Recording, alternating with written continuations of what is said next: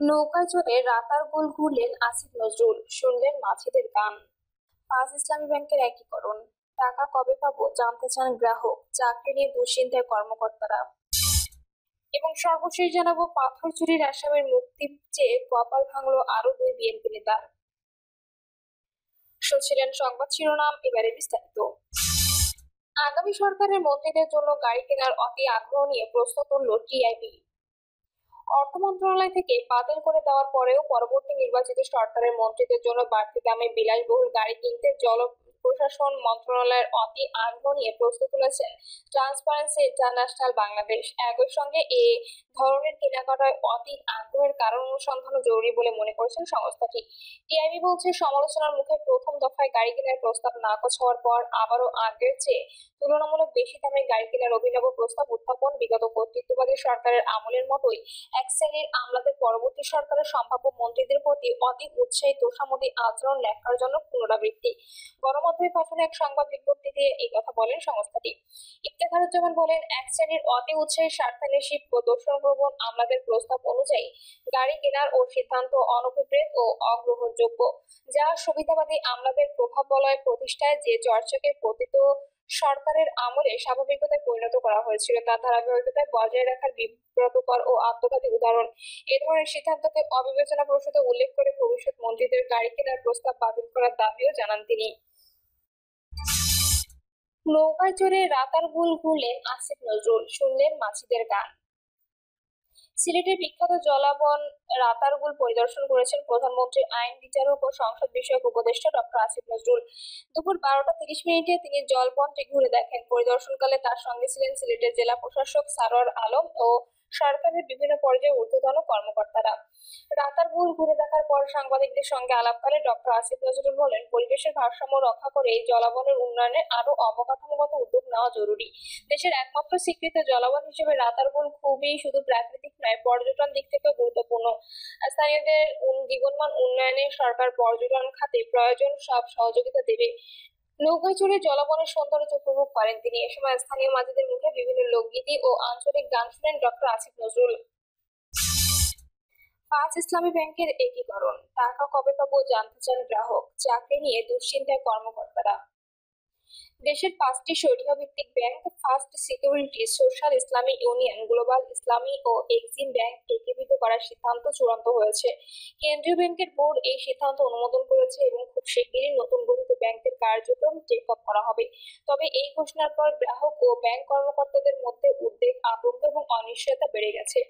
এই পরিস্থিতিতে গ্রাহকদের মনে এখন প্রধান প্রশ্ন, তাদের টাকাগুলো নিরাপদ থাকবে কিনা। আবার কেউ কেউ জানতে চাইছেন, সঞ্চয়ের টাকা কবে হাতে পাবেন। অন্যদিকে ব্যাংক কর্মীদের দুশ্চিন্তা, তাদের চাকরি থাকবে তো।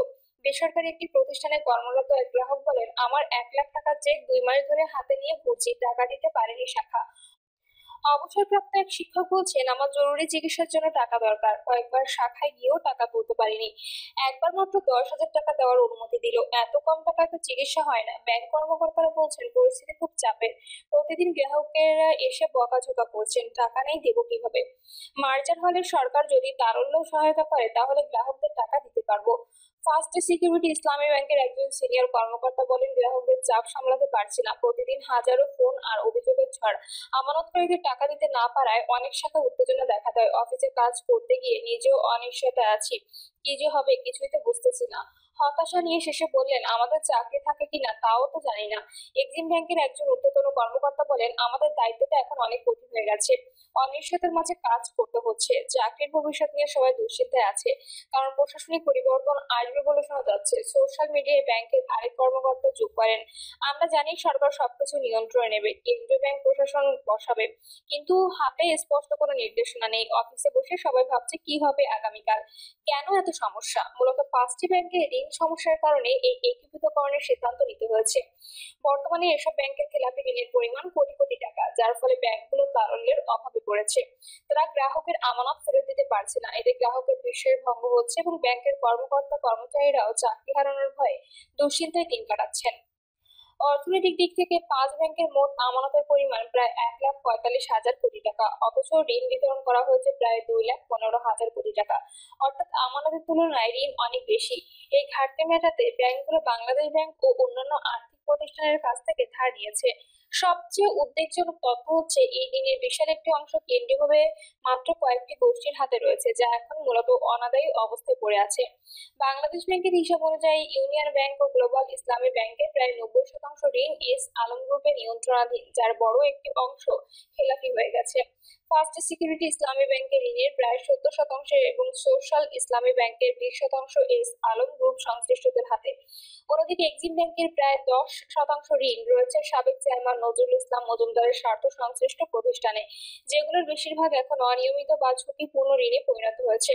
ফলে এসব ব্যাংকের ঋণ আদায়ে মারাত্মক সমস্যায় পড়েছে, আমানতকারীদের টাকা ফেরত দিতে পারছে না, আবার কেন্দ্রীয় ব্যাংকের নীতি সহায়তা ছাড়া পরিস্থিতি স্বাভাবিক করাও সম্ভব হচ্ছে না। সরকার এই সংকট মোকাবিলায় ব্যাংকে রেজলিউশন অর্ডিন্যান্স প্রণয়ন করে। এর মাধ্যমে দুর্বল ব্যাংকগুলো একীভূত করে একটি শক্তিশালী ব্যাংক গঠন করা হবে। নতুন ব্যাংক প্রশাসক নিয়োগ দেওয়া হবে এবং ব্যাংকের ব্যবস্থাপনা সরকারি তত্ত্বাবধানে আসবে। এর উদ্দেশ্য হলো ব্যাংকের আর্থিক সক্ষমতা বৃদ্ধি এবং গ্রাহকের টাকা নিরাপদ করা। কেন্দ্রীয় ব্যাংকের বোর্ডের সিদ্ধান্ত অনুযায়ী খুব শিগগিরই প্রশাসক নিয়োগ শুরু হবে। ব্যাংকের সম্পদ ও দায় দায়িত্ব ধাপে ধাপে নতুন ব্যাংকে হস্তান্তর করা হবে। নতুন ব্যাংকের লাইসেন্স দ্রুত প্রদান করা কার্যক্রম শুরু করা হবে। নতুন ব্যাংকের শাখাগুলোতে সাধারণ ব্যাংকিং সেবা চলমান থাকবে। গ্রাহকরা তাদের আমানত সহজে উত্তোলন করতে পারবেন বলে আশা করা হচ্ছে। তবে সবকিছু স্বাভাবিকভাবে ফিরে আসতে কিছুটা সময় লাগবে। নতুন ব্যাংকের নাম রাখা হবে ইউনাইটেড ইসলামী ব্যাংক, যা পুরোপুরি রাষ্ট্রীয় মালিকানাধীন হবে। একীভূতকরণের জন্য প্রায় 35,200 কোটি টাকা মূলধন প্রয়োজন হবে। তার মধ্যে 20,200 কোটি টাকা সরাসরি সরকার দেশ থেকে দেওয়া হবে এবং বাকি অংশ সংগ্রহ করা হবে সংশ্লিষ্ট ব্যাংক ও আমানতকারীদের তহবিল থেকে। সম্পত্তি ও দায় বাজেট সহ সবকিছু নতুন ব্যাংকে ধাপে ধাপে স্থানান্তর করা হবে। একীভূতকরণ প্রসঙ্গে বাংলাদেশ ব্যাংকের মুখপাত্র মোহাম্মদ আরিফ হোসেন খান বলেন, 5 ব্যাংকের একীভূতকরণ একটি দীর্ঘমেয়াদী প্রক্রিয়া, যা সম্পন্ন হতে প্রায় 2 বছর লাগতে পারে। তবে টেক অফ বা কার্যক্রম শুরুর প্রস্তুতি প্রায় চূড়ান্ত, খুব শিগগিরই তা দৃশ্যমান হবে। এই প্রক্রিয়া পরিচালনার জন্য 5 সদস্যের একটি প্রশাসক দল গঠিত হবে। তবে প্রতিটি ব্যাংকের ব্যবস্থাপনা পরিচালক ও দৈনন্দিন কার্যক্রমের দায়িত্ব থাকা টিম আগের মতো কাজ করবেন। তিনি আরো জানান, ব্যাংকগুলো পর্ষদ বাতিল করা হবে না, কিন্তু সময়ের সঙ্গে সঙ্গে তারা ধীরে ধীরে নিষ্ক্রিয় হয়ে যাবে। প্রশাসক দল নিয়মিতভাবে একীভূতকরণের অগ্রগতি বাংলাদেশ ব্যাংকে জানাবে। একদিকে আশার আলো আর অন্যদিকে উদ্বেগ। একদিকে একীভূতকরণ অনেকের কাছে সংকট থেকে মুক্তির আশার আলো দেখাচ্ছে। ব্যাংকগুলোর তারল্য বাড়লে গ্রাহক ও কর্মীদের জীবনে স্থিতিশীলতা আসবে। তবে অন্যদিকে অনেকে চিন্তিত, কারণ প্রশাসনিক পরিবর্তন পর কর্মকর্তা কর্মচারীদের চাকরি নিরাপত্তা কতটুকু থাকবে তা এখনো পরিষ্কার নয়। এক্সিম ব্যাংকের একজন ঊর্ধ্বতন কর্মকর্তা বলেন, আমরা আশা করি যোগ্যতার ভিত্তিতে সবার বিষয়টি বিবেচনা করা হবে, কিন্তু এই অনিশ্চয়তা আমাদের দুশ্চিন্তা বাড়াচ্ছে। এখন শুধু সিদ্ধান্ত নিলেই হবে না, সেই সিদ্ধান্ত সময়মতো এবং স্বচ্ছভাবে বাস্তবায়ন করতে হবে। তাহলে গ্রাহক ও কর্মকর্তাদের আস্থা ফিরে আসবে। তিনি আরো বলেন, 5 ইসলামী ব্যাংকের একীভূতকরণ চূড়ান্ত এবং টেক অফ খুব শিগগিরই হবে বলে জানানো হয়েছে। তবে এই সিদ্ধান্ত বাস্তবে কতটা সফল হবে এবং গ্রাহক ও কর্মীদের আস্থা ফিরে আসবে কিনা তা নির্ভর করবে